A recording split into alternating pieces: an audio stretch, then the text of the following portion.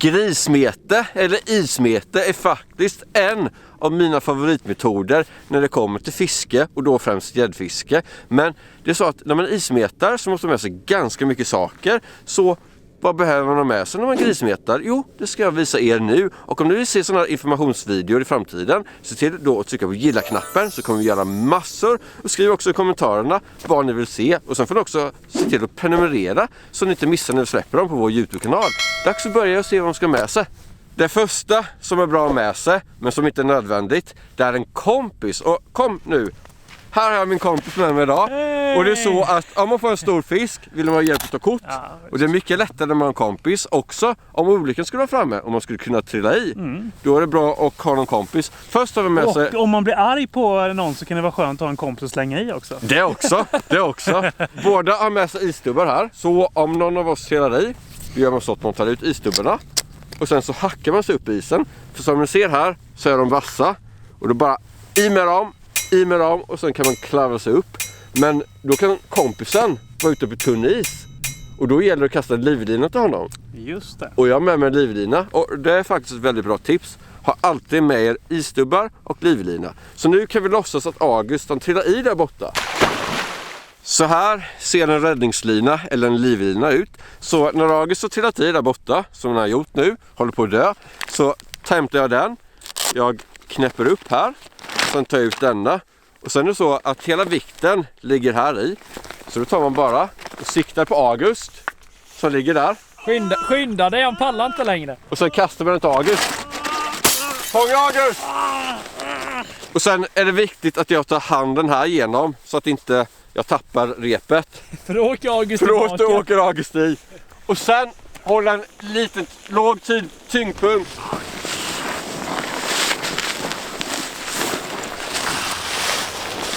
Hey. Han dog inte denna gången. Och nu ligger August där på isen, är helt genomblöt. Så det första han ska göra, det är att ta av sig alla sina kläder. Då visar vi det här nu. Nu ska vi se här. Ner med dem. Och medan August tar av sig alla sina kläder, tar jag fram även kalsongerna, tar jag fram min sån här, en vattentät sån här påse. Så även om jag skulle trilla i med denna så är den torr inuti. Och här i har jag med mig extra kläder. Om olyckan ska vara framme så måste man byta om så snabbt som möjligt. Så här har jag med mig strumpor, jag har med mig någon sån här tjock tröja, jag har med mig kalsonger och byxor och allting. Så ibland kan det hända att man trillar i, men då är det att byta kläder så kan man fortsätta ismeta. För det är det viktigaste, man ska aldrig ge upp. Sen är man inte bara ute på isen för att vara ute på isen, utan du vill ju fiska och då måste du göra ett hål. Och då kan du antingen använda sånt här, ett handborr som är 200 mm. Det finns också... Eller en yxa. Ja, det går också. Väldigt bra att använda en yxa, bara så ni vet. Det finns också motorborr som är 250 mm. Men man ska minst ha 200 mm. Men om det är tunn is som det är idag, det är cirka 10 cm. Då tycker jag om att använda ett sånt här, ett isspett. Och då gör man så. Och det är väldigt viktigt att man tar tag här. Sätter handen genom snöret så man inte tappar i den. Och sen så bara är det att börja hacka. Och jag tycker om att göra ett fyrkantigt hål. Och nu vill man inte ha massor med is i hålet utan du vill att det ska vara helt isfritt. Då tar man en sån här, öskopa heter det. Och öser ur all is. Här ser ni hur tjock isen är då. Ungefär 10 cm. Hel kärnis. Och kärnis det är när den är helt genomskinlig och då så är den som mest hållbar. Och det blir ofta så i början av säsongen. Ju längre in på våren man kommer, ju mer sådär snöis blir det och ju sämre håller den. Och jag har märkt att när man hackar upp hålet med sån där isbett så kan det ibland bli ganska vassa kanter som linan kan gå på. Så när jag har öst ut hålet med sånt här iskopa så tycker jag alltid om att kolla och nu ser jag att det är en vass kant där så då tar jag och hugger bort den vassa kanten. Och för att demonstrera hur man borrar ett hål också så gör man så här. Att det viktiga det är att lägga en tyngd. Så här borrat hål det är typ 5% styrka och 95% teknik. Så du sätter ner den och sen så försöker du lägga så mycket tyngd som möjligt på den handen samtidigt som du snurrar med den högra. Så här, och sen så står ganska brett med benen så du har låg tyngdpunkt. Och även där när du är klar, ta bort lite snö så här. Och sen så tar du iskopan och öser ur. Fördelen med isbettet som ser här är att man kan göra hålen mycket större. Nackdelen är bara att det är så himla jobbigt att hacka upp hålen när den är över cirka 15 cm. Det är typ omöjligt om den är över 20, så då blir det alltid handborr. Men är den under typ 12 då kör jag alltid spett, för då blir de stora och fina och man kan landa stora gäddor i dem utan några problem. Nästa steg, det är att sätta upp spöhållaren, och jag har fått väldigt många förfrågningar om vad jag har köpt mina. Och det så att de är faktiskt specialgjorda, handgjorda av en som heter Sissestrand, men han gör dem inte längre, så de är helt omöjliga att få tag på. Så då vet ni det går inte att köpa dem. Och de ser ut så här. De är gjorda av aluminium så att de väger så lite som möjligt. Och här sätter man spöt, här sätter man vippan, och sen så för att de ska vara lätta att packa så är de tvådelade. Som ni ser här, tar ingen plats. Men när man sätter upp dem så ser det ut så här. Bara sätta igenom dem genom den här skåran. Snabbt och smidigt. Står de bra på isen. Ska vi sätta den vid hålet. Sätter jag ner den där. Och sen för att man ska se att det fäll så har jag på en sån här vippa. Och den sätter jag här längst bak. Det här är ett lite specialbygge som jag har gjort med buntband. Men det fungerar faktiskt rätt bra. Först tar jag igenom den genom första hålet. Genom andra buntbandet. Genom tredje och sen över på den fjärde så sitter den kanon och hårt där. Och de här vipporna har jag gjort som ett projektarbete med en som heter Joakim Glans för jättelänge sedan. Och det som är så bra med dem, de är gjorda som ser här av genomskinligt material som heter makrolon. Och du kan liksom göra hur mycket, du kan börja hur mycket som helst men ändå kommer tillbaka till samma form. Och makrolon eller polykarbonat är sådana skottsäkert glas, och de kan man köpa på ett glasmästeri. Så när vi gjorde de här vipporna gick vi in på ett glasmästeri och frågade om de kunde skära till de här till oss. Och det kostar, jag vet inte, 50 kronor per remsa, så det är liksom bara kaffepengar i stort sett. Sen har jag 2 stycken bollar här uppe. En vanlig pingisboll som jag har färgat svart och en fluorescerande pingisboll för barn som är 55 mm. Alltså stor som man verkligen ser den. Och den svarta, den är bra mot snö, när det är snö, och den fluorescerande orangea är bra när det är sol ute och när det är blank is. Och jag har faktiskt gjort så här att först har jag tagit våtslipapper och slipat bort färgen som var från början. Sen har jag kört 3 stycken lager med vit färg, sen 5 lager med orange färg eller fluorescerande färg, och sen 5 lager med klarlack som verkligen håller. Och längst uppe här har jag någonting som heter ett skotteklipp, och det är där jag sätter linan. Jag har också gjort, som ni ser här, en liten backe så den ska glida bättre och inte vara lika hård. Och jag har satt fast allt med en sån här popnit och satt lite epoxy däremellan. Och vi testade runt med olika längder och olika tjocklekar. Och vi kom fram till att 3 mm tjocklek är den bästa. Och jag tror de var 6 mm breda, blir jag inte säker. De är ungefär 650 mm långa. Ismeterspöna, de behöver inte vara speciellt avancerade. Just detta, det är 3 fot och det är faktiskt ganska vekt, skulle man kunna säga. Men jag tycker de har små, lätta och smidiga ismeterspön. De är lätta och har med sig bilen. Och du behöver liksom inte ha hur mycket kraft som helst när du gör mothugg. Inte om du inte kör med stora betesfiskar. Längst ut här på tafsen har jag en krok, och detta är en Owner SD41BC som jag har gjort en knut på, och sen så har jag satt en sån här krympslang över knuten för att skydda den som man kan ta med tången där. Och jag kör alltid med titanium när jag fiskar med ismete, för sådana titanium, de skrynklar inte ihop eller trasslar sig, utan de kommer alltid ut även där till samma form som innan. Har man sån här vanlig vajer så efter ett par gäddor så blir det liksom en boll av dem, och den blir liksom helt korvig, men inte med titanium. Här uppe har jag även gjort en knut, satt på krympslang för att skydda knuten. Ett lekande, en pärla så att inte den här tyngden när man får fisk slår mot knuten och gör att den går upp. Och tyngden här, det är 8 gram, och 8 gram har jag märkt är perfekt när man kör med sådana vanliga betesfiskar för att hålla dem på plats. Här uppe har jag någonting som heter en frysplugg, och den ska jag visa nu hur den fungerar genom att sätta spöet i spöhållaren och stoppa ner kroken i vattnet. Så då riktar jag den här mot lägret som är i den riktningen, sätter i spöet i spöhållaren och trycker fast den. Och det är därför jag tycker om att ha lågprofilsrullar till ismete. Märket spelar egentligen ingen större roll. Det kan vara liksom billiga rullar. Men just lågprofilsrullarna, de är väldigt lätta att hantera. Och jag tycker inte att det behövs räkneverk. Och det är skönt att dela fisk på dem. Och de sätter sig perfekt här och sitter fast i min spöhållare. Och linan som jag kör med, det är cirka 0,40 nylon. Och jag har testat runt lite. Du ska inte ha flätlina för den fryser när det är kallt ute. Och då så går den lätt av. Flätlinan kan också väldigt lätt nöta sönder mot iskanten. Men just nylon, den är mycket mer nöttålig. Och därför passar den perfekt till ismete. Cirka 0,40. Och när man har satt fast spöhållaren och mätt upp djupet som man ska ha betesfisken på, så frikopplar jag bara rullen. Och sen så tar jag upp nylonlinan här. Och ska sätta fast i detta skotteklippet. Och jag gör ingen ögla någonting, utan bara viker en dubbel så här. Öppnar den lite och sätter den så lös som möjligt. Ungefär någonting sånt. Och sen spänner jag upp genom att ta på rullen så här. Så att när det väl fäller så ska man se att det är fäll. Och då kommer det se ut så här. Att fisken tar betet, ser man iväg och sen bara pang! Åker den upp. Men som ni hör nu så hör ni ingenting.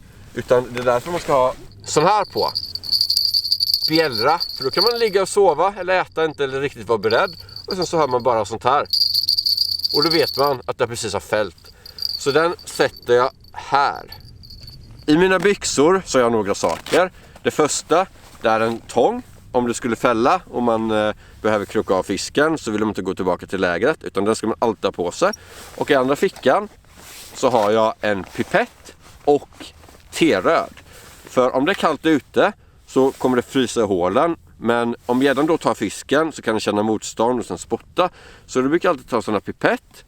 Och här har vi en flaska, vattentät flaska, där jag stoppar teröd i. Då bara skruvar jag av korken, tar ner pipetten, suger åt lite teröd. Och sen så kommer jag droppa 3 droppar i den där fryspluggen. 1, 2, 3. Och även om det fryser här runt hålet så kommer linan löpa fritt om en gädda skulle komma och ta den. För att man lätt ska kunna ta med sig alla saker på isen så har jag en sån här. En pulka där jag staplar alla saker på. Det är viktigt att tänka på när man ska köpa en pulka att den är bred. För om den är smal men lång så tippar den väldigt lätt. Men om den är bred så har den mer yta den kan liksom svänga på utan att den tippar. Så det har jag märkt är viktigt. Och sen så bara snöra här. Hoppa över här och sen kan man gå runt på isen. Lätt och smidigt. Oftast när jag ismetar har jag med mig väldigt mycket saker. Och då kan det ibland bli för mycket saker på pulkan. Men det kan man lösa genom att ta med sig sånt här. Spännhake eller spännband. För då kan man spänna det över hela pulkan genom att sätta den här. Och sen den på andra stället. Så liksom trycks allting ihop. Och då kan man lasta hur högt som helst nästan. Så här högt, den här uppe. Högre än dig.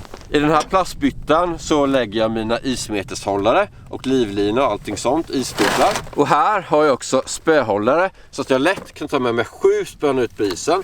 Så då tar jag bara, sätter ner spöet sådär, så kommer det inte ramla av pulkan och försvinna. Och jag brukar ha med mig 7 spön ut på isen och sen brukar jag fiska med 6 spön. Så har man 1 extra spö om någonting skulle hända. Jag har också med mig en balja som jag förvarar möttarna i. Och det som är så bra med denna är att du kan öppna den så här, plocka dem. Men du kan också, om du vill byta vatten, göra så här. Om den inte hade fryst. Alltid detta problemet med ismete, att allting fryser och allting ska vara kallt. Okej, ja, jag fick det. Kan man bara ta ut, ha alla mötterna här och sen så lägger man i vattnet där. Och sen så sätter man tillbaka mötterna i hinken igen. Faktiskt väldigt bra. Och den här väskan så har jag lite allt möjligt som kan vara bra att ha. Jag har mat, jag har handskar. Men vi kan faktiskt öppna alla fack och kolla vad jag har. Översta facket här så har jag bestick där. Kaffetermos, lite mat. Men det viktigaste av allt, det har med sig typ 50 par av handskar. Så här har jag sådana vanliga fingerhandskar. Sen har jag avklippta fingerhandskar. 5 par om de skulle bli blöta. För om de blir blöta så är det bara att kasta iväg dem och ta ett nytt par. Sen har jag också med mig ett tjockt, stort jäkla vante här. Så om man börjar frysa riktigt mycket eller om det är riktigt kallt så kan man bara stoppa i handen där. Och det är viktigt att det inte är sådana här handskar fingerhandskar blir man lättare kall i. Men sådana här tumhandskar, de behåller värmen mycket bättre. Så sådana här ska man ha om man fryser mycket. Jag har också med mig en extra rulle. Om någonting skulle hända med någon rulle så kan man alltid en i reserv. I det här facket så har jag med mig massor med reservsaker. Jag har med mig extra fryspluggar, extra tafsar, lite bling-bling, extra pipetter, sänken, pärlor, bjällror, allt möjligt som behövs. Jag har också med mig Lepsyl, för jag vet att man kan bli kall på isen så här. Det kan börja spricka och då sånt här kan hjälpa mycket. Här i så finns det min plånbok, det finns min diper och så finns det lite sån här värmekuddar om man ska börja frysa riktigt mycket så man verkligen orkar sitta ända tills det blir mörkt. Och här så är alla mina tänger och vågar. Vi har den här, en extra sån här tång. Jag har en sån här power cutter om man skulle få en krok i fingret eller om man behöver hjälpa en gädda och klippa en krok. Jag har också med mig en liten längre tång om gäddan skulle svälja så man verkligen når hela vägen ner tills där den har svalt. Alla de här tängerna och andra utrustningar finns faktiskt att inhandla på www.kanalgratis.se. Så om ni saknar någonting kan ni bara gå in där och kolla. Givetvis så finns inte allt. Den där handgjorda ismetelsutrustningen, den finns ju inte där. Men mycket annat finns där. Så bara in och kolla. Jag har också med mig en extra våg om den första vågen skulle gå sönder. Och den första vågen, den ligger faktiskt i en releasekasse som vi har förberett om du skulle fälla. Så den kan vi ta och kolla på nu. Om du skulle fälla på ett spö långt bort så vill man inte springa tillbaka till kampen. Om det skulle vara en stor fisk och hämta sån här vågsäck och vågpåse, måttband, kamera. Utan då brukar vi alltid, om det fäller, ta med en sån här releasekasse. Och den vanliga IKEA-kasse som kan väga fisken i. Då bara blöta den först. Och här i har jag också en våg. Och jag har också med mig ett måttband här i. Som man kan mäta och väga sin drömfisk. Sen har jag också med en sån här, en enkel glasburk där jag stoppat en fisk. Så har man alltid betesfisk till spöet som det fällde på. Sen måste man ibland när man ismetar sitta och vänta länge. Särskilt om man fiskar för stora fiskar. Och då vill man ju sitta så bekvämt som möjligt. Så då har jag med mig en sån här karpstol som har när man metar karp. Men detta är min grismeterstol. Tar jag bara upp den här, så sitter jag här. Och så bara spejar jag ut över alla spön. Sitter här och väntar och sen hör man det där fället. Pling, pling, pling. Det bara reser sig upp.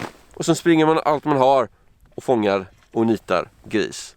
Jag glömde förresten en sak angående kroken så vi kan kolla på den nu. Ett väldigt bra tips när ni sätter fast kroken i rullen, det är att sätta den där nere. För då är det liksom skyddad mot att fastna saker. Men det var faktiskt inte det som jag tänkte visa. Utan jag vet att många frågar, ska man ha en trekrok eller ska man ha 2 trekrokar? Och jag har kört med en trekrok i typ 4-5 år. Och jag ska inte säga att jag har absolut inte tappat mer än någon som har kört med 2 trekrokar.